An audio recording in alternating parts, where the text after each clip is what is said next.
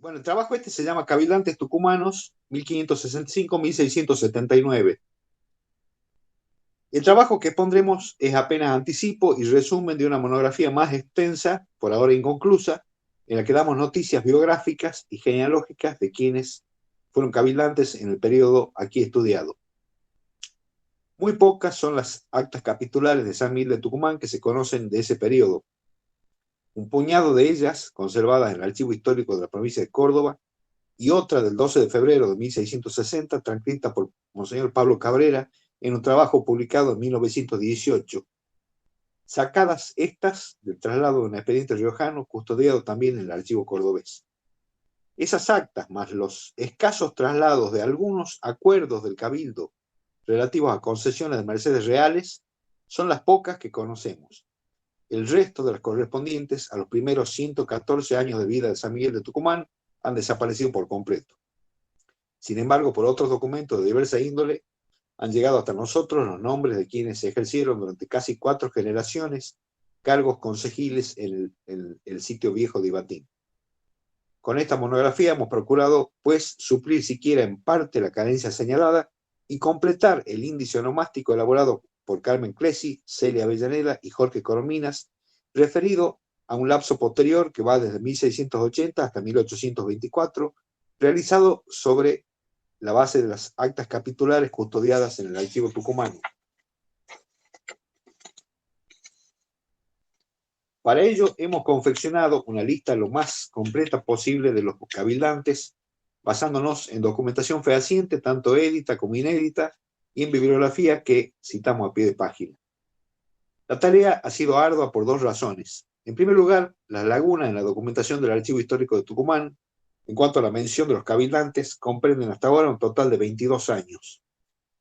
Los 4 siguientes a la fundación de la ciudad, es decir, de 1566 a 1569, los años 1571 y 72, 77 y 78, 81 y 82, 84 y 86, 1593 y 1595, 1601 a 1603, 1623, 1629, 1635 y 1679. Acá hago una pequeña digresión. Obviamente esto es hasta ahora.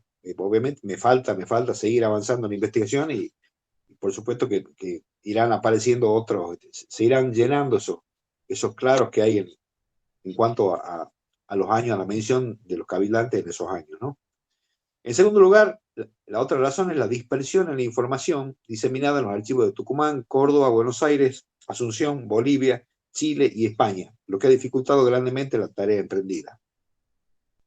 Largo y tedioso resultaría leer los nombres de los 220 cabildantes que hemos identificado hasta la fecha. Hemos preferido, en cambio, referir algunas noticias sobre lo acaecido en el Cabildo tucumano en 1654, aclarando que éstas llegaron a nuestro conocimiento por un interesante trabajo de la profesora Estela Noli, que, por honestidad intelectual, no leímos sino recién después de haber consultado la fuente documental y después de haber escrito estas líneas. Es decir, acá hago otra digresión. Cuando yo me topo con ese trabajo, veo la cita de la información, digamos, de las fuentes documentales, y ahí descubro, pero maravillado, que había actas del Cabildo Tucumano en Córdoba correspondientes al año 1654. Las mandé a pedir en el archivo de Córdoba, me las mandaron digitalizadas, eso también les aviso para que sepan, porque se puede acceder, uno tiene que dar la asignatura, la individualización del documento, el protocolo o lo que fuere, y ellos la digitalizan y te la mandan. Bueno.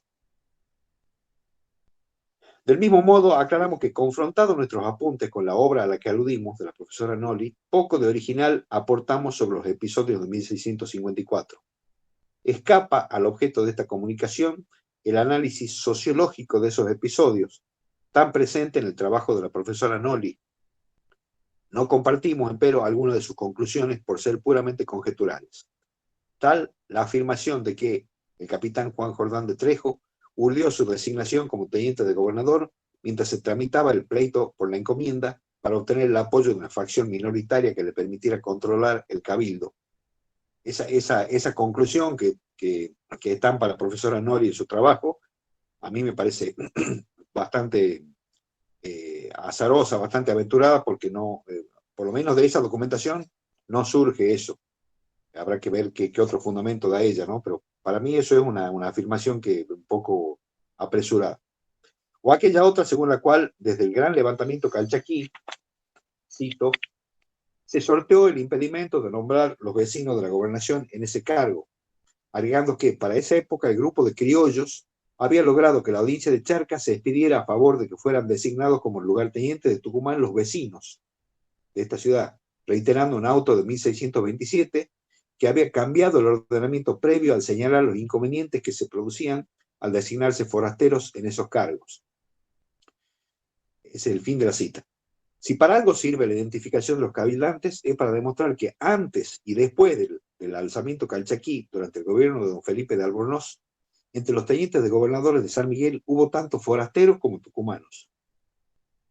Sea como fuere, nos pareció pertinente recordar este suceso histórico porque, a nuestro juicio, sirve para explicar, al menos en parte, el hecho bastante frecuente de que en muchos años del periodo estudiado aparecen desempeñando un mismo cargo distintas personas. Evidentemente, las objeciones a los nombramientos de los justicias mayores, se refiere a los lugartenientes de gobernador y capitán de guerra, que tenían se los llamaba de tres formas, tenían los tres cargos, y de otros cargos, incluidos los cargos vendibles, obedecieron a la falta de confirmación de la audiencia de Charcas, además de las ausencias momentáneas, aunque a veces prolongadas, de los cabildantes. Hechas estas someras consideraciones, pasamos a ocuparnos de los aspectos que más interesan a nuestra disciplina, es decir, los concernientes a los hechos ocurridos en el Cabildo tucumano a mediados del siglo XVII y aquellos otros referidos a la naturaleza, condición social y parentela de algunos de los cabildantes. Las disensiones. Por auto fechado el 22 de mayo de 1654 en la ciudad de Córdoba, el gobernador don Roque de Nestares Aguado proveía por su lugarteniente en San Miguel de Tucumán al capitán Juan Jordán de Trejo. El nuevo funcionario era vástago de una familia que había tenido actuación destacada en las jornadas de la conquista y población de esta parte del país. Fueron sus padres el capitán Melián de Leguizamo y Guevara, el segundo de ese nombre, y doña Jordana de Trejo, a su vez hija de las primeras nupcias del capitán Juan de Escobar el Viejo. A la segunda las contrajo con Luisa Ladrón de Guevara. Ahí hay una acotación que también la hice la vez pasada, se deben acordar los que han estado oyendo esa disertación, donde yo digo que sospechamos que la primera mujer del capitán Juan de Escobar pudo haber sido doña Jordana Pérez Moreno, que aparece mencionada en diciembre de 1659 en el testamento de Diego de Alfaro, a quien el testador dice deber 2 pesos. Ahí hay una cuestión que es muy llamativa, por lo menos como un indicio para investigar, que es que el nombre, por lo pronto, de Jordana, que es un nombre que no es nada común, e incluso en aquella época no había muchas Jordanas, encontraban solamente las tucumanas, doña Jordana de Trejo, Juan Jordán de Trejo, su hijo, y esta Jordana Pérez Moreno. Y hay una alusión que hace en un documento que cita Jorge Coromina en el trabajo de él de los vascos, el libro de los vascos sobre los Leguizamo, donde al transcribir el título de merced que le da el gobernador, creo que es Quiñones Osorio, que la merced real que le da en el valle de Tafí, de Tafingasta, a Melián de Leguizamo y Guevara, el segundo, el mozo, digamos, es decir, al padre de Juan Jordán de Trejo, él ahí alude dice, porque sois casado con hija y nieta de los capitanes Juan Pérez Moreno y Miguel de Ardiles. Entonces yo dedujo que la única forma en que podía ser doña Jordana de Trejo hija, mejor dicho, nieta y bisnieta, dice no hija y nieta, dice nieta y bisnieta, la única forma en que ella podía ser nieta del capitán Juan Pérez Moreno, del conquistador, del primero que lleva ese nombre, porque son varias generaciones de Pérez Moreno que llevan el nombre Juan, es justamente que esta Jordana Pérez Moreno haya sido a su vez nieta o bisnieta de ese Juan Pérez Moreno. Hasta ahora es el único documento donde le he visto mencionada a doña Jordana Pérez Moreno, pero me parece que es un indicio bastante bastante elocuente ese, ¿no? Bueno, retomo el hilo. Deducimos que el capitán Trejo es el mismo que se casó con la cordobesa doña María de Ávila y Zárate, también descendiente de conquistadores y primeros pobladores. Conta que no tuvieron hijos y que doña María ya era viuda y vivía en Córdoba cuando falleció en 1681.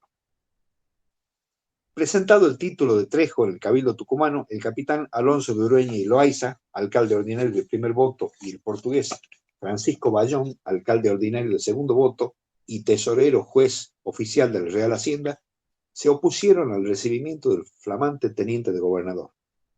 El primero de los nombrados adujo que el capitán Trejo tenía pleito pendiente con él. Es decir, el capitán Alonso de Urueña y Loaiza se opuso por esa razón. Tenía pleito pendiente con él desde hace 5 años. Cito, por razón de la intrusión que ha hecho a los dichos indios solcos, lules y tafíes, cuya feudataria, cuya encomendera, era su mujer, la mujer de Urueña y Loaiza, que se llamaba doña Juliana Fajardo de Tapia, a quien suponemos hija del capitán Diego González de Tapia y de doña María Palomeque o Fajardo Palomeque. Como digresión, apuntaremos que la encomienda de Marras ya había vacado por muerte de Urueña y Loaiza en 1689, es decir, que él debió suceder a su cónyuge en el goce de ese repartimiento. Agregaba Urueña que el capitán Trejo había contravenido un auto del oidor don Andrés Garavito de León, caballero del hábito de Santiago y visitador de estas provincias. Cito ahora, en el cual tiene nombrado por juez privativo al capitán Francisco Bayón, alcalde ordinario de esta ciudad, cometiéndole la ejecución de dicha causa privativamente y sin embargo de ella. Y por estar incurso Trejo en las penas de 2 escrituras que están en los autos de 1.500 pesos que tocan a su majestad y a vuestra merced, señor alcalde, como oficial real oficial real la cobranza. Por el deudo y parentesco con todos los más vecinos moradores de esta ciudad, que de 100 hombres que tendrá esta dicha ciudad y su jurisdicción, los 80 son sus deudos y parientes, como es público y notorio, y a vuestra señoría le consta. Eso dice el capitán Urueña al oponerse al recibimiento del capitán Trejo como teniente de gobernador de Tucumán. Remataba Urueña diciendo que Trejo ni siquiera sabía leer, afirmación que también hace suya el sargento mayor Jerónimo de la Rosa, que era otro de los cabildantes. Cito, dice de la Rosa, y también es impedimento legal no saber leer ni escribir y apenas saber firmar, como se echa de ver por su firma. Esta objeción, eso ya decimos nosotros, era del todo infundada, ya que ni la firma de Trejo ni su escritura, ambas perfectamente legibles, eran las de un analfabeto como se lo presentaba. Acá hago otra pequeña aclaración, que lamentablemente no me he dado cuenta yo, Ernesto, de que preparemos las diapositivas estas que se pasan, que tienen otro nombre, creo que se llama, bueno, no me acuerdo el nombre.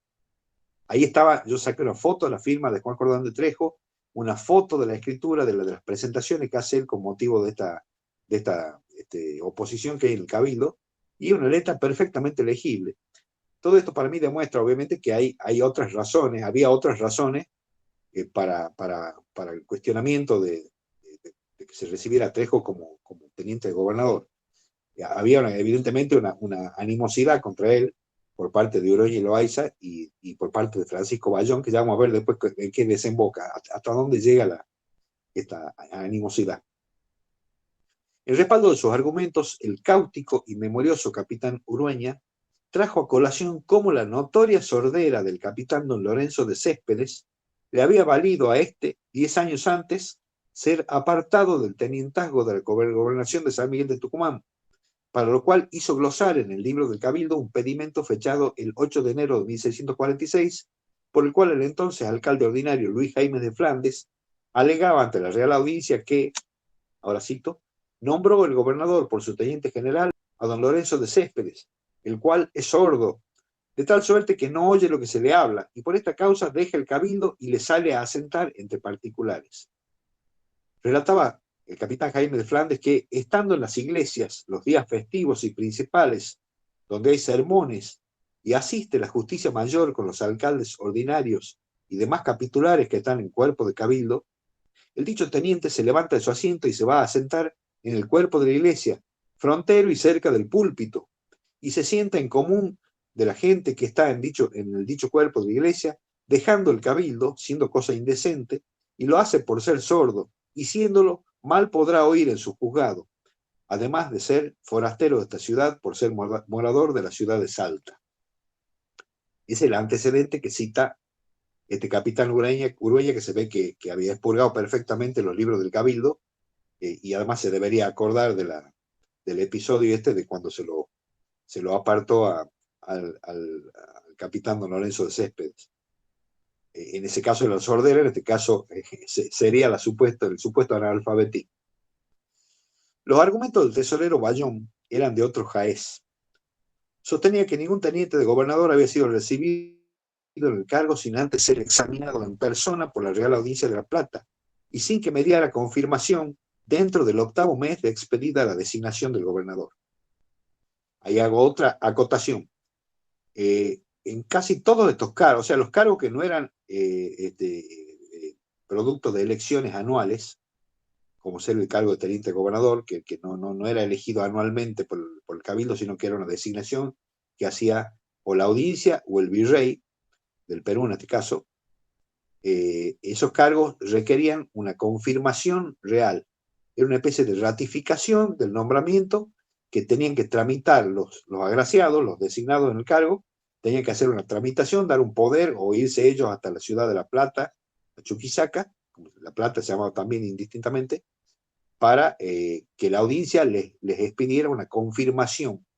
Y recién después de esa confirmación, que aparentemente según las ordenanzas y leyes de India, tenía que conseguirse esa confirmación dentro de los 8 meses posteriores a la fecha del nombramiento. Entonces, evidentemente, ese es el argumento que da Bayón, que no había sido examinado en persona por la Real Audiencia de La Plata el capitán Juan Jordán de Trejo.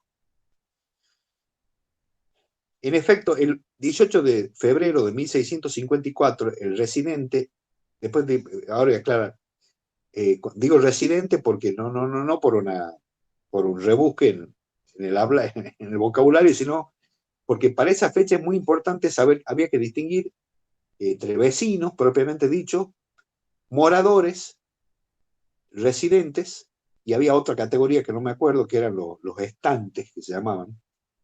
Y cada una de esas palabras tenía un significado especial en aquel entonces. Los vecinos eran, propiamente dicho, los feudatarios, es decir, las personas que vivían en una ciudad y tenían una encomienda o un repartimiento o un feudo, como se decía, que les había sido dado y que se les había confirmado también por la audiencia. Los moradores, los simples moradores, eran personas que vivían en la ciudad, pero que no tenían encomienda, por la razón que fueran o no personas principales, eso no tiene nada que ver. Después estaban los residentes, que eran equivalentes a moradores. Me parece que ahí hay una pequeña diferencia que los autores, por ejemplo, Gastón Doucet, el famoso Gastón Doucet, que ya murió hace unos años, él hace todo un estudio de esas diferentes acepciones de esas palabras, y dice que a los residentes los llama soldados también.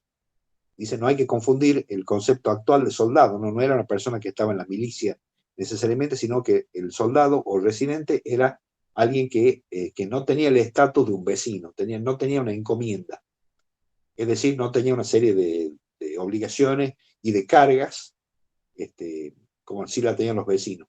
Y después estaban los estantes, que eran generalmente eran mercaderes, gente que estaba de paso en la ciudad. Por eso, perdón porque haga tan larga toda esta explicación, pero era para explicar por qué hablo del residente, que se llama Álvaro Pérez Criado, que el 18 de febrero de 1654 presenta por su parte un pedimento, una petición en el Cabildo, quejándose de que el capitán Juan Pérez Moreno, designado lugarteniente por el mismo gobernador Nestares Aguado, había excedido con creces el plazo para traer la mentada confirmación, habiéndose retirado a su pueblo y encomienda de Chiquiligasta en esta jurisdicción, a donde actualmente está usando los dichos oficios sin que haya enviado ni traído dicha aprobación de la Real Audiencia, ¿no? ¿Ve? Ahí habla claramente, dice, a su pueblo y encomienda de Chiquiligasta. Es decir, este Juan Pérez Moreno, que es bisnieto, si no me acuerdo mal, del primer Juan Pérez Moreno, era un vecino feudatario, o sea que era un vecino propiamente dicho. A veces decir vecino era una forma apocopada de decir vecino feudatario. En esa acta del mes de febrero se transcribió la Real Cédula del 28 de diciembre de 1619, por la que se ordenaba que ningún teniente de gobernador fuese admitido en su cargo sin antes ser examinado y aprobado por el Consejo de Indias, por la Audiencia de Charcas o por los cabildos de las villas o ciudades. Es decir, hay una cédula real que está transcrita en esta documentación que está en Córdoba, perteneciente al libro de Cabildo de Tucumán, del año 1619, donde está transcrita esa cédula real. Es decir, que sí existía esa regla, esa exigencia de que estos funcionarios tuvieran una confirmación real para poder ser recibidos como tales. Los capitanes Juan Martínez de Iriarte y Juan de Medina Montalvo, en cambio, bregaron por el recibimiento del recién designado, es decir, de Trejo, apoyo que le valdría al último de los nombrados la previsible tacha de ser su mujer, deuda de la mujer de Trejo. Tan apretada y compleja era la urdimbre de los parentescos entre los vecinos de San Miguel de Tucumán a mediados del siglo XVII, que bastará con tener presente que la mujer del impugnador Alonso de Ureña y Loaiza, doña Juliana Fajardo de Tapia, era viuda de Melián de Leguizamo y Guevara, el tercero de ese nombre, y por tanto ex cuñada de Juan Jordán de Trejo, lo que explica que el pleito por la encomienda de los indios Solcos, Lula y Tafíes haya sido una de las razones esgrimidas por Urueña para oponerse al nombramiento de Trejo. Que la oposición del capitán Urueña y Loaiza era justificada, queda probado por la declaración testimonial que Diego Romano prestó el año antes de producirse el revuelo de 1654. Esa declaración está transcrita en los documentos coloniales que publicó la Junta de Estudios Históricos en los años 40, eso está ahí. En ella, en esa declaración de Romano, se dice muy claramente que el capitán Trejo tenía gran ascendiente entre los indios de los feudos litigiosos. Decía Romano que el dicho Juan Jordán los ha llevado ante los señores gobernadores a que digan que no le quieren servir, sino al dicho Juan Jordán, como conta de muchos autos a que se remite este testigo, y que habrá pocos días que el dicho Juan Jordán les ha dicho a los indios que no estén en el pueblo, y así los tiene retirados en los montes, haciendo carretas y otras labores. Y ha visto este testigo a un indio llamado Juan, maestro carpintero, que andaba con corpichuelo, calzones y capotillo, y cortado el cabello, y ahora trae camiseta larga a uso de los calchaquíes, porque el dicho Juan Jordán le mandó que anduviese en aquel traje, y sabe que el dicho Juan Jordán les ha mandado que no estando en el pueblo de los lules, no parezcan y se vayan al cerro y se escondan. Eso dice el testigo este Juan Romano, un año antes de que se produzca esta cuestión en el Cabildo. Después de una larga serie de cuestionamientos formulados por medio de sendas presentaciones al Cabildo, el capitán Trejo pudo sortear los escollos de su presunto analfabetismo, de su parentesco con gran parte del vecindario tucumano y, agregamos nosotros, de sus amañados procedimientos. Y pudo obtener, no sabemos cómo, la confirmación de la audiencia de Charcas, presentando ante el alcalde ordinario el testimonio, es decir, la copia certificada, de una real provisión, certificado de testimonio por Francisco de Olea, escribano público de Cabildo, Minas y Bienes del difunto de Santiago del Estero, quien dio fe de que dicha provisión rolaba a foja 511 a 514 del libro de acuerdo del Cabildo de esa ciudad. Acá hago otra digresión. Existían los escribanos de Cabildo, propiamente dicho, escribanos de número de Cabildo, en cada ciudad de la gobernación de Tucumán, y existía en la ciudad cabecera de la gobernación, en este caso en Santiago del Estero, existía el escribano de su majestad, que se le decía normalmente escribano de su majestad, o escribano real. Y ciertos instrumentos tenían que ser certificados por el escribano que estaba en Santiago del Estero, en este caso por Francisco de Olea. Es decir, que esta confirmación que le dan al capitán Juan Jordán de Trejo, que le da la audiencia de Charcas en el cargo, a su vez viene certificada por el escribano Olea. Finalmente, y previa fianza dada por el capitán Francisco de Aragón, porque, perdón, había que dar una fianza, todos estos cargos, no todos, pero algunos sí, tenían que, para ser recibido por el Cabildo, previamente tenía que haber una fianza de algún vecino, pudiente obviamente, que respondiera yo calculo que por los mal desempeños de estos funcionarios, ¿no? la legislación española era tremendamente previsora y detallista en esas cosas, ¿no? Finalmente, y previa fianza dada por el capitán Francisco de Aragón, cuya madre, doña Ana de Leguizamo, era prima hermana del capitán Trejo, este fue recibido por el cabildo tomándose el juramento de estilo el día 30 de octubre de 1654. Hubo todavía 2 episodios que demuestran hasta qué punto llegaron las querellas suscitadas entre los partidarios de Bayón, o sea, de los opositores, de Bayón y de Urueña, y los trejistas, le llamo yo. Uno de ellos, uno de estos episodios, da cuenta de que Juan Jordán de Trejo y el alférez Bartolomé Santos de Escobar corrieron al alcalde Francisco Bayón por la calle y tras darle alcance lo asieron y lo llevaron a empellones hasta la puerta de la cárcel, le quitaron la vara de la Real Justicia que tenían los alcaldes de primer y segundo voto y se la quebraron en 2 partes, aparentemente como una suerte de venganza manu militari por la pertinaz oposición que el portugués había hecho al recibimiento de Trejo. El otro suceso fue el virtual secuestro del libro de Cabildo por parte del tesorero Francisco Bayón, que lo retuvo en su casa, suponemos que para evitar o entorpecer el recibimiento del capitán Trejo, hasta que finalmente lo devolvió al Cabildo. Lo cierto es que el polémico e iletrado, y supuestamente iletrado, agrego yo, Juan Jordán mantuvo por un tiempo más su cargo de justicia mayor y capitán de guerra, el que siguió ejerciendo al menos durante el siguiente año de 1655. Eso está perfectamente establecido. Aparece Trejo al año siguiente como lugarteniente del gobernador, justicia mayor y capitán de guerra. Aunque sabemos que ya no lo desempeñaba 4 años más tarde, en que aparece simplemente como uno de los alcaldes ordinarios de la ciudad. El capitán Trejo ya había fallecido el 29 de marzo de 1670, fecha en que su hermana, doña Jordana de Trejo Leguizamo, lo menciona como difunto en la escritura de venta de unas tierras en los Lules al Colegio de la Compañía de Jesús. Acá iba a ser otra acotación en cuanto a la...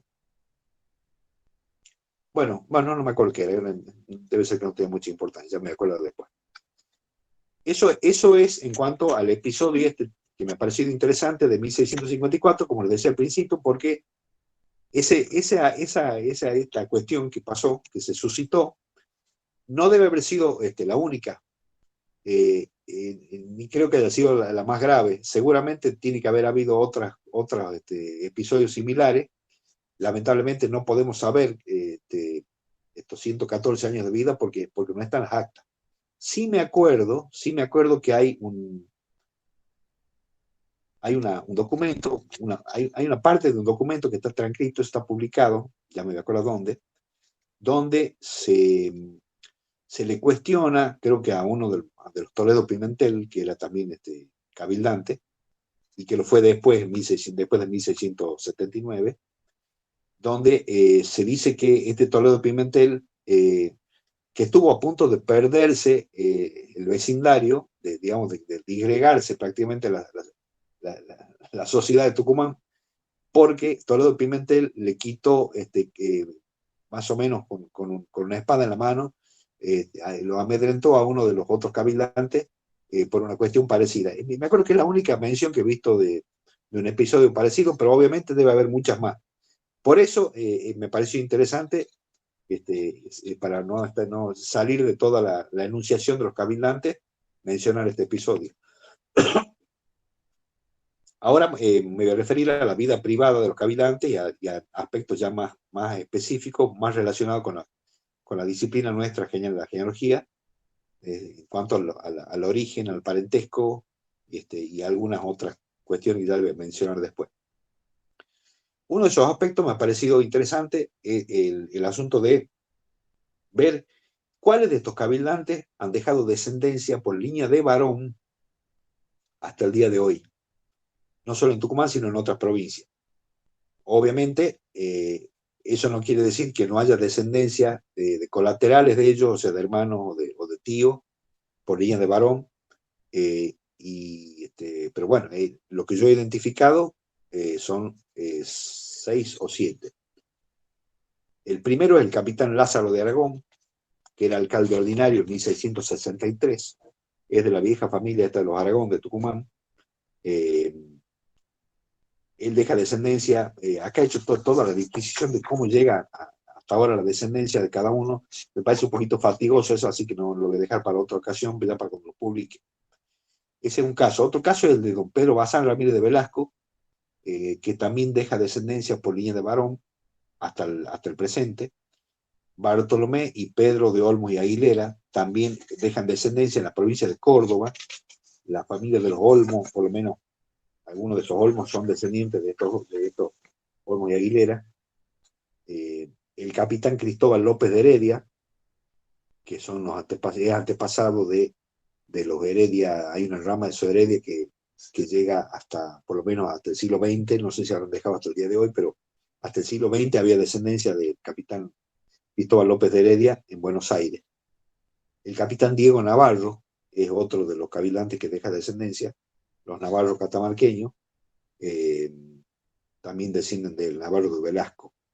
El capitán Juan Bautista Romano es antepasado directo de la familia Román, de Marcos Román, de Manuel Felipe Román, de todo eso.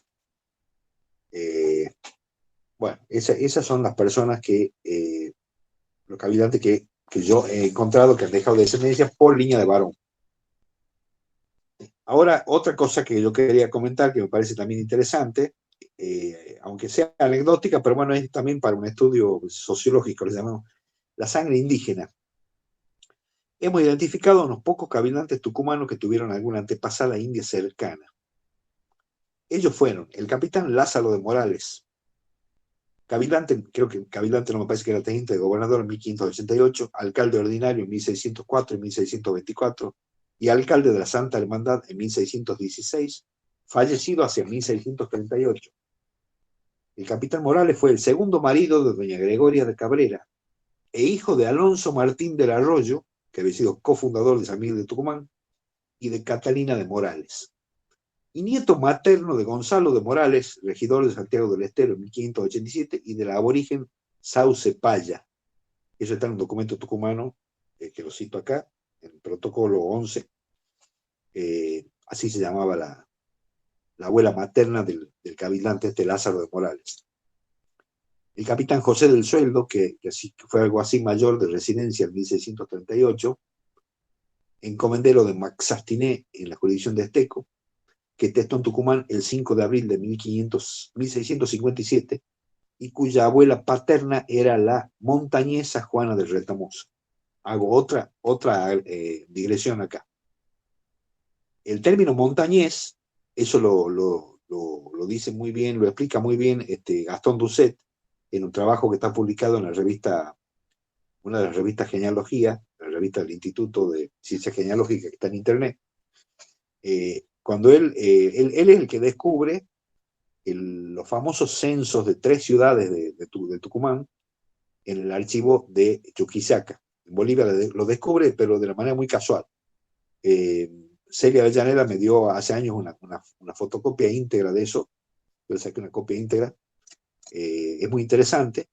Y lo que hace Doucet, Gastón Doucet, es transcribir, por supuesto, el censo de las 3 ciudades de Esteco, de San Juan Bautista de la Ribera y de Santiago del Estero. En ese estudio que hace Doucet, que les recomiendo que lo lean, porque además tiene una pluma muy donosa, escribe muy bien, conoce el tema perfectamente, un gran investigador, así era porque murió.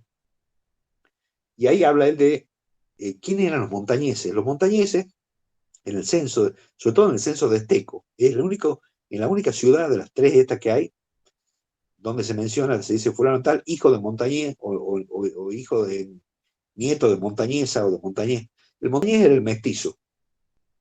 Era el mestizo. Él dice, y uno lo lee ahí, evidentemente en los otros censos no figura esa categoría. Se ve que en Esteco había varios montañeses o descendientes de montañeses. Es una cosa muy interesante la terminología que se usa, ¿no?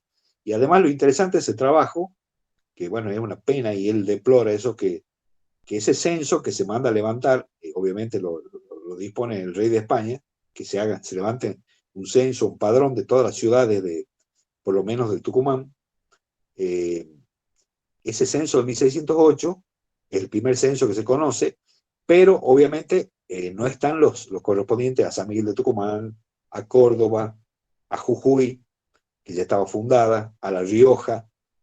Están solamente los de Santiago, Esteco y San Juan Bautista de la Ribera, es decir, Londres, que es una ciudad efímera porque después desaparece. Bueno, eso es una pena. Él hace todo un estudio, y dice incluso en el trabajo ese, dice que él está preparando un estudio mucho más extenso, con notas, con prólogo, con una serie de acotaciones y de disquisiciones históricas y genealógicas, que creo que no se ha llegado a publicar eso, que yo sepa, nunca se llegó a publicar. Bueno, toda esta larga perorata viene a raíz de que menciono que José del Sueldo, que era alguacil mayor de residencia en Tucumán, en 1638, era nieto paterno de la montañesa Juana de Retamoso. El capitán don Jacinto Cajal, alcalde ordinario en 1647 y 1648, procurador general en 1650, teniente de gobernador en 1651, era nieto paterno de la mestiza doña Leonor Mejía, hija a su vez del capitán Hernán Mejía Mirabal y de María, india de Santiago del Estero. Es decir, el capitán Jacinto Cajal, que era cabildante de Tucumán, también tenía sangre india. Es decir, su abuela paterna. Lorenzo Duárez de Ludueña, cuya madre, Francisca de Vega, era mestiza, es decir, tenía una abuela mestiza también. Yo desciendo de ella, creo, por el lado de los Funes. El capitán don Francisco de Gamboa, u Ortega Gamboa, hijo de Francisco de Ortega, natural de Alcaraz, arzobispado de Toledo, y de doña María de Gamboa, hija mestiza del conquistador Pedro de Gamboa. También se cuentan en este grupo, de los que tienen sangre india, los numerosos cabildantes, exactamente 7, descendientes del capitán Gaspar de Medina, que como se sabe fue casado en primera anuncia con doña Beatriz de Castro, hija a su vez del capitán Galci Díaz de Castro y de Bárbara Colla. Así, 4 de sus hijos, 4 de los hijos del capitán García de Medina, que eran García, Francisco, Luis y Diego, 2 de sus nietos, Luis de Medina Pastene y Luis de Medina Garnica, y su bisnieto Juan de Medina Montalvo. Todos ellos obviamente llevaban la sangre indígena que le había transmitido su antepasado Gaspar de Medina. En cuanto a los cabildantes, casados o unidos con mestizas, mencionamos entre ellos a Diego Sánchez de Figueroa, que tuvo un hijo natural con Beatriz Galván, nieta paterna de una india unida con su abuelo Juan González Galván. Galván, Domingo Galván, es decir, el padre de Beatriz Galván, es, según decía Jorge Coromina, y me parece que es cierto, es uno de los que fundan San Miguel de Tucumán junto con Villarroel. Esa es otra, es una cosa muy interesante. Jorge, en algún congreso que hubo, se van a acordar Celia, Inés, Celia, sobre todo vos tenés que acordar, no sé si Inés estaba presente ese día. Jorge habló de las primeras, digamos, de las familias, de las primeras familias de Ibatín, de Tucumán, y no sé si que mencionó en esa ocasión un trabajo que él tenía en preparación sobre los fundadores de San Miguel de Tucumán, que lamentablemente, hasta que no encontremos dónde han ido a parar los papeles de Jorge Coromina, no sabremos si tiene ese borrador, que sería, pero precioso publicarlo, sería una tremenda publicación ese podríamos hacer, pero bueno. Todo esto viene a cuento, me he ido por las ramas yo, porque este Domingo Galván era hijo de Juan González Galván y de una india, su madre era india. Otro cabilante que tenía sangre india era Antón Berrú, que está también en la fundación, de cuya unión con una india nació Antón Berrú el Mozo. Don Alonso de la Cámara, casado con Ana Mejía, hija del ya mencionado Hernán Mejía y Mirabal y de la india María. Estos son, este pequeño grupito que he dicho al final, son los cabildantes casados o unidos con mestizas. No es que ellos mismos tuvieran sangre mestiza. Ahora voy a referirme a las familias que han tenido mayor presencia en el cabildo. La preeminencia de ciertas familias en el manejo de la cosa pública durante los primeros 114 años de vida de la ciudad fundada por Villarroel se tradujo naturalmente en el desempeño de los cargos capitulares. Examinando la lista de los cabildantes, la progenie de mayor presencia en el cabildo fue la de los Medina, 8 de cuyos miembros se sentaron en las sillas capitulares, que son los que mencionaba recién, el capitán Gaspar de Medina, 4 de sus nietos, Luis, Diego, Francisco y García, 4 de sus hijos, perdón, 2 de sus nietos, Luis de Medina Pastene y Luis de Medina Garnica, y uno de sus nietos, Juan de Medina Montalvo. Le siguen en número los 7, en número de 7, perdón, los del linaje romano o romano. Ellos fueron Jerónimo Romano, escribano de Cabildo en 1573 y 1574, Juan Romano, escribano en 1576 y alcalde ordinario en 1587 y 1597. El capitán Juan Bautista Romano, el Viejo, teniente de gobernador en 1611, escribano público de número en 1621 y 1622, regidor propietario en 1630 y alcalde ordinario en 1607 y 1630. Juan Bautista Romano, el Mozo, alcalde ordinario en 1639, protector general de los naturales en 1655, alguacil mayor en 1659, defensor general de menores en 1662. Francisco Romano, escribano de Cabildo entre 1606 y 1611. Su hijo Diego Enríquez, en quien su padre delegó la escribanía en 1606, y el regidor de cuarto voto, Diego Romano, en la tercera década del siglo XVII. 5 fueron los varones de la familia Rivera que ejercieron cargos. Don Alonso, alcalde ordinario en 1622, don Felipe, noten ustedes que están todos endonados estos Rivera, ¿no? Eso es otra cosa que hay que tener muy presente cuando uno ve un documento viejo del siglo XVI y XVII, y tal vez hasta principios del XVIII, hay personas que están endonadas, que llevan la partícula don, y hay quienes no la llevan. Y en eso han sido muy escrupulosos y muy acertados los cordobeses, la Escuela de Córdoba, y cuando ellos dicen, se cansan de decirlo en todas las reglamentaciones de los congresos, digamos, los modelos para escribir un trabajo genealógico, que es un grave error histórico omitir la partícula don o doña a aquellas personas que la han llevado en esa época. Porque en esa época la distinción existía y se le respetaba a rajatabla. En todos los documentos, la persona que estaba endonada, nunca se le retaseaba, se le suprimía el don. Y aquel que no tenía esa partícula, pues no se la asignaba, no se lo mencionaba como tal. Eso no quiere decir que no haya, el don obviamente denotaba una cierta principalidad, una persona importante, de linaje conocido, pero había casos, por ejemplo, como el de Juan Ramírez de Velasco, que no llevaban el don y sin embargo era caballero y jodalgo, era una de las denominaciones que caballero y jodalgo. Hay casos así, pero en este caso los Rivera están todos endonados, ¿no? Don Alonso, alcalde ordinario en 1622, don Felipe, teniente de gobernador en 1628, don Agustín de Rivera y Tobar, 4 veces alcalde ordinario entre 1641 y 1647, depositario general en 1651 y 1670, y tesorero juez oficial real en 1667. Don Alonso de Rivera y Villagrán, o Rivera y Valdés, y don Bernabé Cruz de Rivera, alcalde ordinario en 1676. Otro tanto ocurre con los Bernio, que también tuvieron 5 representantes en el ayuntamiento tucumano. Juan Bautista Bernio, cofundador de la ciudad y su teniente de gobernador en 1592. Sus 2 hijos varones, Juan Bautista Muñoz, alguacil mayor en 1579, y el capitán Tomás Díaz de Villarrubia, alcalde ordinario en 1599 y 1612. Su nieto, don Pablo Muñoz de Cepeda, alcalde ordinario en 1646, y su bisnieto Juan Bautista Bernio Pastene, alcalde ordinario en 1651. Otra familia que contó con 5 de su sangre en los cargos consejeros fueron los Leguizamo. El capitán Merián de Leguizamo el Viejo, alcalde ordinario de segundo voto en 1565, está en la fundación de la ciudad, obviamente, con Villarruel. Melián de Leguizamo el Mozo, o sea, el hijo, alférez real y alcalde ordinario entre 1619 y 1642. Juan Gutiérrez de Leguizamo, alcalde ordinario y alférez real entre 1631 y 1643. Juan Jordán de Trejo, el que me habló recién, teniente de gobernador en 1654 y 1655, y alcalde ordinario en 1659. Cristóbal de Leguizamo, alguacil mayor en 1672. En cuanto a la ilustre familia de los Villagra o Villagrán, eso te va a interesar a vos, Claudio. 4 de ellos ocuparon cargos en el Cabildo. Don Juan de Villagra, el Viejo,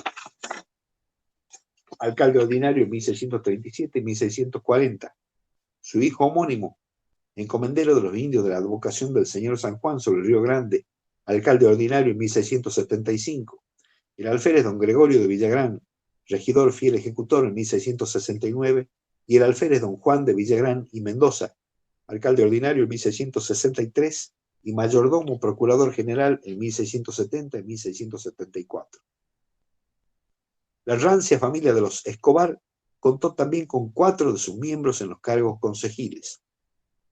El capitán Juan de Escobar el Viejo, teniente de gobernador en 1597 y 1616, alcalde ordinario en 1604, 1607, 8, 10, 14 y 26, y sus 3 hijos, Juan de Escobar el Mozo, alcalde ordinario en 1674, marido de doña Ana de Leguizamo, viuda del capitán Antonio de Aragón, Bartolomé Santos de Escobar, casado con doña Bernardina de Leguizamo, alcalde ordinario en 1670, y Jerónimo de Escobar, alcalde de la Santa Hermandad en 1643, quien después de enviudar de doña Isabel de Aragón entró en religión y llegó a ser vicario de San Miguel de Tucumán.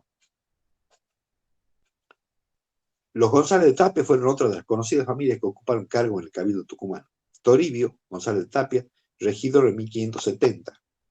Francisco, alcalde ordinario en 1585. Diego, alcalde ordinario en 1613 y 1627. Y Pedro, alcalde ordinario en 1643 y alguacil mayor en 1642 y 1646. Hasta acá, bueno, estos datos de las familias que más presencia han tenido, que más miembros de su sangre han tenido en el Cabildo, ¿no?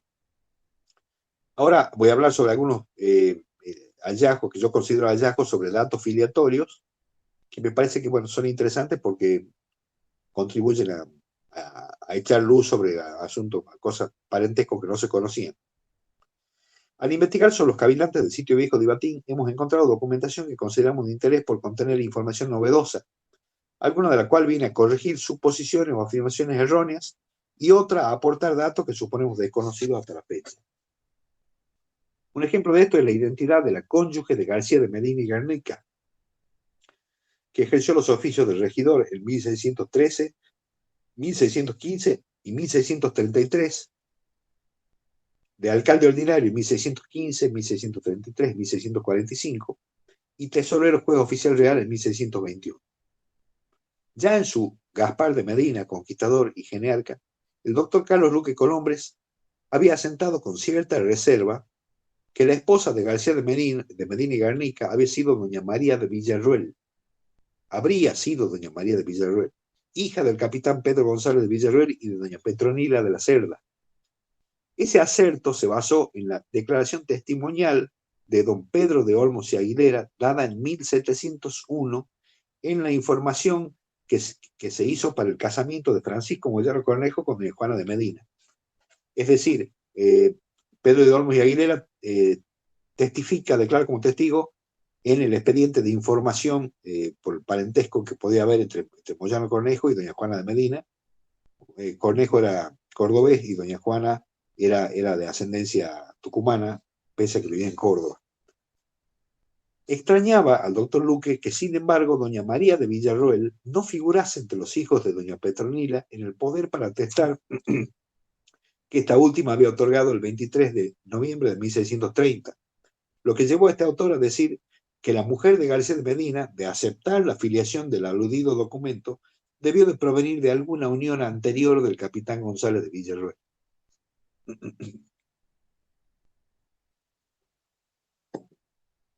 A esa fundada sospecha del doctor Luque Colombres, agregamos nosotros que don Pedro de Olmos y Aguilera había nacido en 1643, es decir, 17 años después del casamiento de García de Medina. Es decir, que Olmos y Aguilera no solo no había conocido personalmente a los cónyuges, sino solamente por referencia de sus mayores, sino que, como veremos, su declaración testimonial fue prestada 85 años después de celebrado el primer casamiento de García de Medina, lo que vendría a hacerlo menos confiable todavía como testigo. La confusión del declarante Olmos y Aguilera, y probablemente la del mismo doctor Luque Colombres, se debió a que doña Isabel de Cepeda y Villarroel, hija legítima de doña María de Cepeda, ya era viuda del capitán García de Medina el 1 de abril de 1659, según consta en el documento tucumano. que lo cito yo. Es decir, que la cónyuge de García de Medina no fue hija del capitán Pedro González Villarreal y de doña Petronila de la Cerda, sino, según creemos, hija de don Adauto Luis de Cabrera y de doña María de Cepeda, y por ende nieta materna de Alonso de Cepeda y de doña María de Villarreal. El dato que consideramos novedoso es que García de Medina fue casado 2 veces. Así lo prueban una escritura de promesa de dote fechada en la ciudad de La Plata, en Chuquisaca, el 18 de junio de 1616, por la cual don Alonso Osorio de Mendoza, hijo de los ya finados Gonzalo de Soria Osorio y doña Francisca de Mendoza, se obligó en 12.000 pesos con García de Medina, vecino de la ciudad de San Miguel de Tucumán, por estar su hermana, doña María, o sea, por estar la hermana de don Alonso Osorio de Mendoza, su hermana doña María, próxima a contraer matrimonio con García de Medina. En la misma escritura, y a fin de hacer efectivo el pago de la dote, otorgó poder a don Adauto Luis de Cabrera, también vecino de San Miguel, firmando como testigo el capitán Diego de Contreras, don Cristóbal de Tobar y Juan de Espinosa. El matrimonio aún no se había celebrado el 31 de octubre de 1616, fecha en que la mencionada doña María de Mendoza dio poder a doña María de Cepeda, mujer de don Adauto Luis de Cabrera, a doña Bartolina de Garnica, esposa de Juan Ochoa de Zárate, y a doña Petronila de Garnica, esposa del licenciado Pedro de Obando de Zárate, para que la representen en el matrimonio que tenía concertado con García de Medina, vecino de la ciudad de Tucumán. Es decir, que de acuerdo a esa carta dotal y a ese poder, habría sido esta doña María de Mendoza u Osorio de Mendoza, y no doña María de Villarreal, la primera consorte de García de Medina. Este García de Medina no podía ser otro que nuestro cabildante, nacido hacia 1563, ya que su padre homónimo, casado con doña María de Garnica, había fallecido el miércoles de ceniza de 1610, es decir, 6 años antes del otorgamiento de la carta dotal y del poder. Evidentemente, se refería a García de Medina y Garnica el Mozo. García de Medina el Mozo. Si bien, como ya vimos, conta que García de Medina estuvo casado con doña Isabel de Cepeda y Villarroel, o Villarroel a secas, hija de doña María de Cepeda y Villarroel, es evidente que para mediados de 1616, cuando contaba con 53 años, ya era viudo de doña María de Mendoza, pues en la escritura de institución de la capellanía hecha en 1659, doña Isabel de Cepeda se dice viuda de Medina. Ese documento está en el archivo de Tucumán. Esto demuestra que doña María de Mendoza fue casada en 1616 con García de Medina y ya viudo de ella con doña Isabel de Cepeda o Villarroel. Por otra parte, es probable que en su declaración de 1701, don Pedro de Olmos Aguilera haya llamado equivocadamente doña María de Villarroel a doña Isabel de Cepeda y Villarroel, confundiéndola con su abuela. Pero bueno, esto es interesante porque aporta este dato de la primera nupcia de García de Medina, el mozo, que, por ejemplo, el doctor Carlos Luque Colombre no la menciona en su excelente trabajo, Gaspar de Medina, Conquistador y General, que publica por ahí en los años 60. Otro documento del archivo de Charcas aporta un dato que creemos desconocido sobre uno de los cabildantes tucumanos. Nos referimos al capitán Francisco de Hoyoscos, alguacil mayor en 1574 y encomendero de Conaísta o Conastay y Gastona, por título fechado el 31 de marzo de 1573, otorgado por el gobernador don Francisco don Jerónimo Luis de Cabrera, feudo que seguía usufructuando 24 años más tarde, en 1597.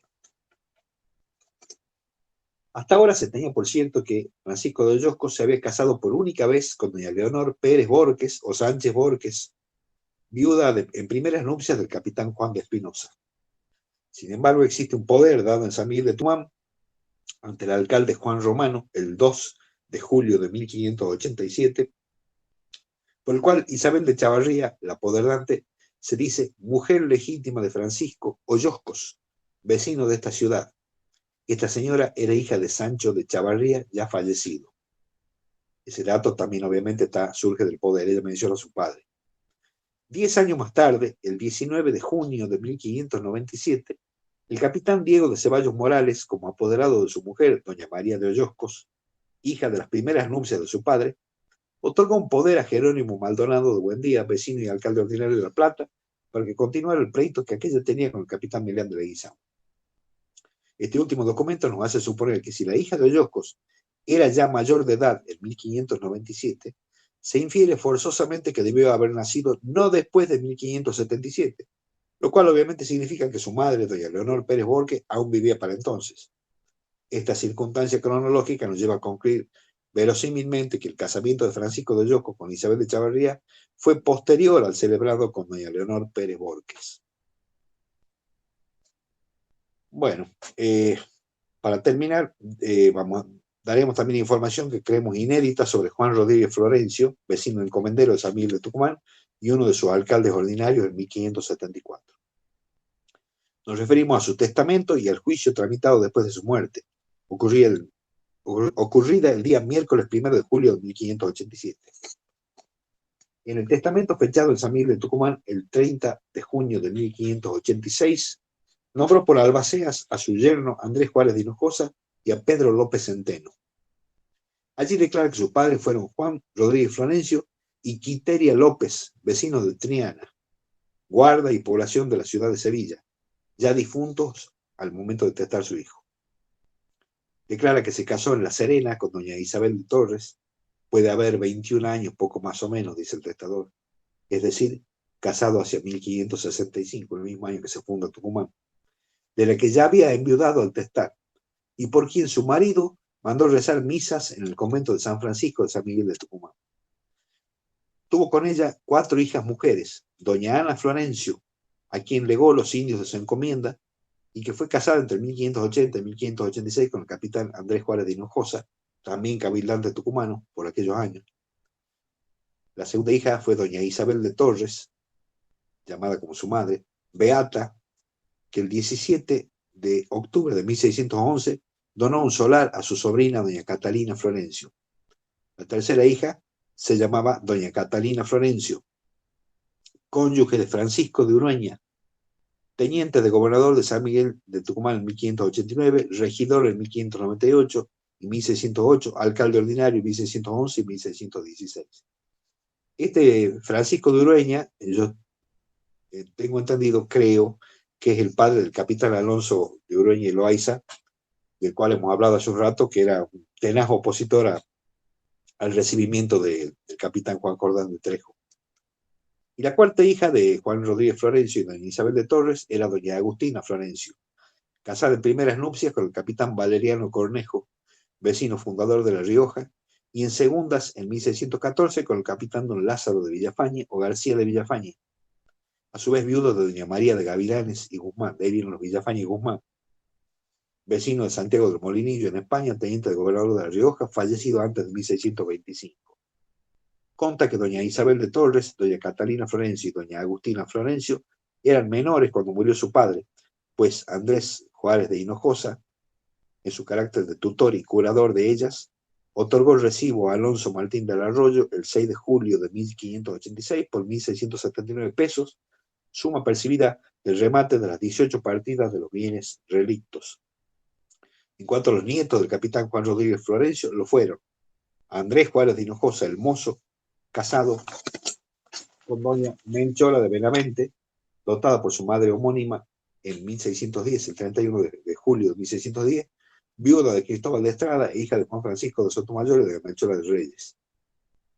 Doña Catalina Florencio, otra de las nietas del cabildante, don Natalia, como vimos, de su tía Isabel de Torres, don Isidro de Villafañe, nacido en San Miguel de Tucumán, teniente de gobernador de San Juan Bautista de la Ribera, nombrado el 9 de julio de 1659, y teniente de gobernador de La Rioja en 1667, casado en Londres, Catamarca, con doña Francisca de Vergara, de la que no tuvo hijos.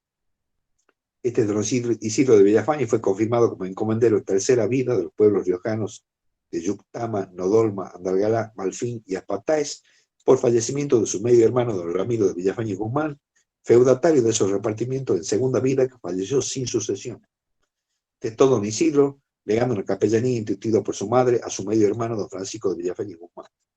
Los bienes relictos de Juan Rodríguez Florencio se inventariaron el 2 de julio de 1586. Allí se enumeran una casa vieja en la ciudad de San Miguel de Tucumán, donde a la sazón vivían el capitán Andrés Juárez de Hinojosa, su yerno, y las hijas menores de Rodríguez Florencio, que son en una esquina de la plaza de ella, yendo al convento de San Francisco, y un solar juntamente con las dichas casas que está en la misma plaza y linda con ellas. Y por una parte, de espaldas con casa y solar de Juan de Espinosa, y por otro lado casas y solar de Juan García, vecino de esta ciudad, y por delante de la dicha plaza y calle que atraviesa el convento de San Francisco de esta dicha ciudad. Y también una chaca y huerta de árboles y tierras de pan sembrar, linderas por una parte con la chacra de Luis de Medina y por la otra con chacra de Andrés Juárez de Hinojosa, que era de Alonso Martín del Arroyo, y otras dos chacras de tierra de pan sembrar que están contra acequia de esta ciudad, por bajo la chacra de Gaspar de Medina, y una viña que cae por debajo de la estancia de Juan de Espinosa, donde están las ovejas, y otra chacra que está donde llaman el río Sausal, y una huerta donde se siembra el lino, lindera con huerta del capitán Melián de Leguizamo, una estancia de ganado mayor, etc. El testador, Juan Rodríguez Florencio, era cofrade de la Santa Vera Cruz, a la que mandó dar limosna de 10 pesos. Bueno, eso es todo. Y perdón, la verdad que me había olvidado que era tan largo esto, pero bueno, me pareció interesante el episodio, sobre todo el episodio de 1654. Así que le agradezco la paciencia. Y bueno, sé que te interesa, Máximo. Yo tengo un lío con los Pérez Moreno. ¿Eran 3 Juan Pérez Moreno? Eran varios. Mirá, hay 2 hermanos que se llaman igual. Hay una cosa insólita. Hay un documento, tengo que buscar, pero no sé dónde tengo eso. Hay 2 hermanos que se llaman Juan Pérez Moreno, que eran el mayor y el menor. En el medio hay varias mujeres. El primer Juan Pérez Moreno que aparece es el que aparece en el censo de 1608, que es el capitán Juan Pérez Moreno, que declara tener más de 100 años. Obviamente ese está en el censo ese que traje de Charca. Ese está en el censo de Santiago del Estero, está censado. Ese es el primero que participa, entra con Juan Núñez de Prado, es de los primeros conquistadores del norte. Ese Juan Pérez Moreno tiene, obviamente, abundante descendencia. Ese Juan Pérez Moreno es casado con doña María Dávalos o de Ábalos. Hay un hijo de él, hay como 3 generaciones, si no 4, de Juan Pérez Moreno. Por eso hay que tener mucho cuidado cuando se los menciona, porque obviamente por la época no son los mismos uno que otro. Hay un segundo Juan Pérez Moreno, hijo de él, que si no me acuerdo mal, estaba casado con doña Mariana Juárez Baviano. A su vez, un hijo de ese matrimonio, supongo que es hijo de ese matrimonio, no de un hermano varón, de Pérez Moreno, también se llamaba Juan Pérez Moreno, que vendría a ser nieto del conquistador, que estaba casado con una hija del escribano Martínez Campuzano, de Gregorio Martínez Campuzano. Y a su vez, un hijo de ese estaba casado, no me acuerdo con quién, ya me acordaré después.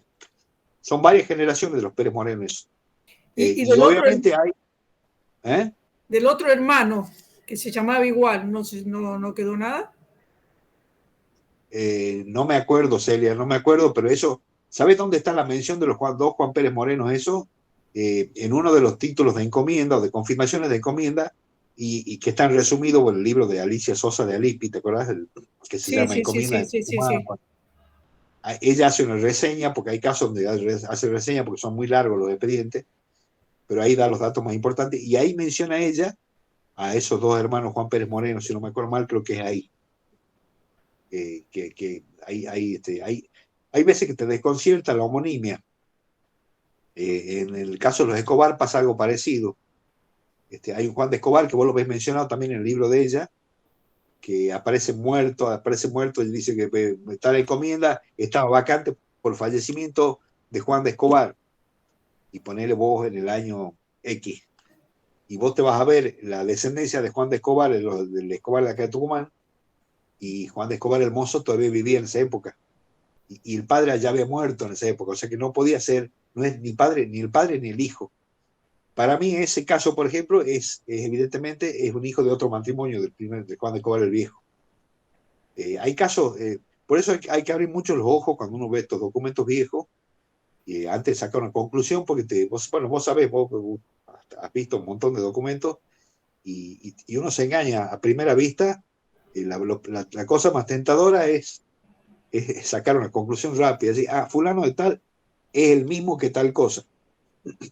A eso hay que confirmarlo bien, hay que cruzar la información, hay que mirarlo con ojo crítico, Sí, porque y los años en que actúan también, porque los años, y hay otra cosa que es muy importante, que yo todavía quiero hacerla con los romanos, por ejemplo, que hay montones de romanos homónimos, que son las firmas.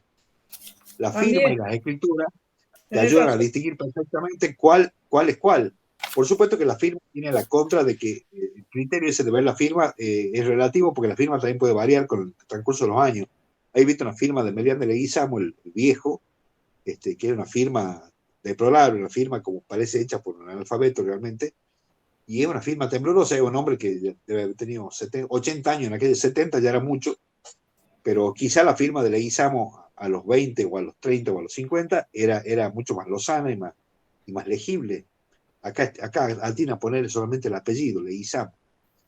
Pues la firma puede indicar mucho. Roberto Levillier, tengo entendido que era grafólogo, y tiene algún libro sobre todas esas cuestiones de la grafología, sobre la firma, la escritura de los conquistadores. Es muy interesante eso. Pero hay que tener mucho cuidado con las homonimias, con las personas que se llaman igual. Y con las deducciones también, ¿no es cierto? Hay Yo tengo mucho. un libro sobre grafología genealógica, lo estaba viendo si estaba por ahí y anda, Sí. sobre los No, conquistadores. ahí veo que está Guillermo Collado. Hola, Guillermo, ¿cómo te va? Ya hace rato que está, escuchó todo, Guillermo, ¿no?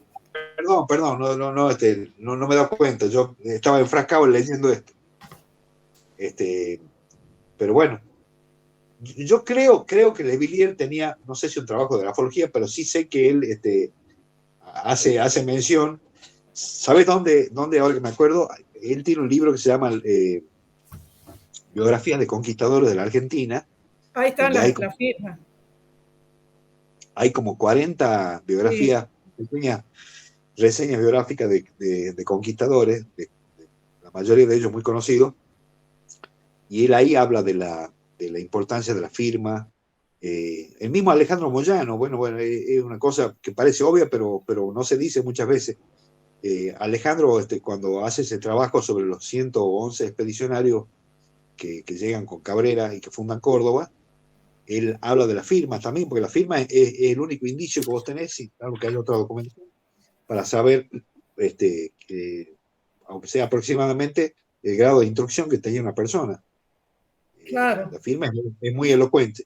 Y a pesar de eso, también hay firmas, vos ves gente de lo más encumbrada que tiene unas firmas bastante feas, o hasta ilegibles. Pero bueno, pero dentro de todo creo que es un buen indicio el de la firma, ¿no? Me parece que es muy importante eso. Y por Hasta el día, supuesto un indicio para. hasta el ¿Eh? día de hoy pasa con la firma fiera de gente encubierta. No, ya, fíjate, no sé, a mí me pasa, creo que a todos nos pasa, que a fuerza de simplificar la firma, uno ya termina siendo una especie de garabato, por Sí. una especie de cosa natural, de no sé cómo se llamará eso en grafología, o en ¿cómo se llama? Perito calígrafo, pero, pero en rigor la gente antes era mucho más cuidadosa con su firma, era más legible. Muchas Pero eso veces, es una. ¿Eh? ¿eh? ¿Qué decías? Decime, perdón, No, perdón, no, perdón, perdón. que yo he visto varias veces que cuando hacen los testamentos, dice que no puede firmar porque le tiembla mucho la mano, o como vos has dicho antes, la de Melián de Leguizamo creo que estaba toda tembleque. Se ve que antes, bueno, no sé, capaz que era Parkinson lo que tenían, no sé, pero sí se Puede ser. juzgan de que les tiembla mucho la mano y que no pueden firmar. Sí, sí, sí, o puede tener la mano agarrotada, bueno, alguna enfermedad También. cualquiera.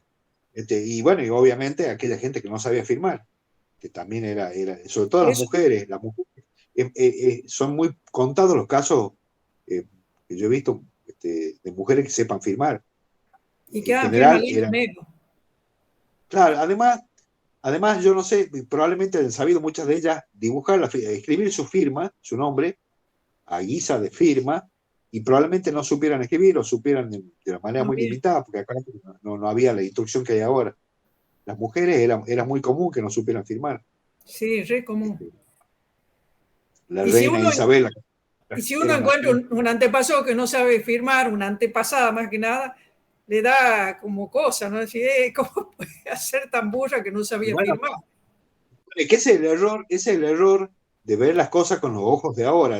Claro. A la historia hay que verla con los ojos de la época esa, tratar de meterse en esa época, en esa circunstancia, ¿no es cierto? Si Sí, no, hay ¿no? cosas que son incomprensibles, incomprensibles. La esclavitud, hubo tantos temas que para aún ahora le parecen al hombre moderno, a nosotros parecen aberrantes o nos parecen incomprensibles, y eran normales en otra época, ¿no es cierto? Dejando de Máximo, lado.